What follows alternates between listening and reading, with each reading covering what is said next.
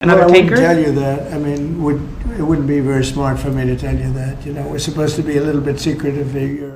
সমুদ্রপথের পর স্থলপথে মাদক বিরোধী অভিযান শুরুর ঘোষণা দিলেন মার্কিন প্রেসিডেন্ট ডোনাল্ড ট্রাম্প। যে কোনো দিন শুরু হবে এই অভিযান। এতে লাতিন আমেরিকায় বড় ধরনের সংঘাতের আশঙ্কা করছেন বিশ্লেষকরা।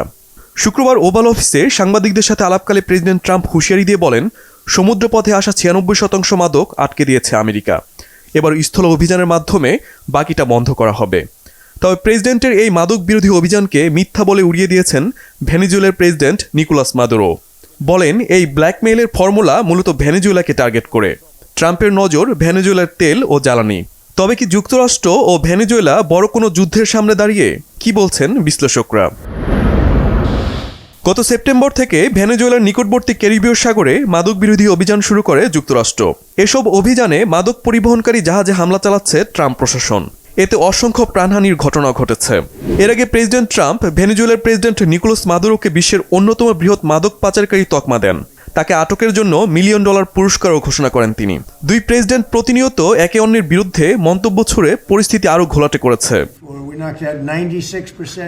প্রেসিডেন্ট ট্রাম্প সমুদ্রপথের চাপ ছাড়াও বারবার স্থল অভিযানের সম্ভাবনার কথা উল্লেখ করেছেন। যদিও ওই ধরনের হুঁশিয়ারি মাদুরো সরকারের ওপর চাপ সৃষ্টির কৌশল হিসেবে ব্যাখ্যা করা হয়। এবার মার্কিন প্রেসিডেন্ট বলেছেন, হামলা শুধু ভেনেজুয়েলার মধ্যে সীমাবদ্ধ থাকবে না।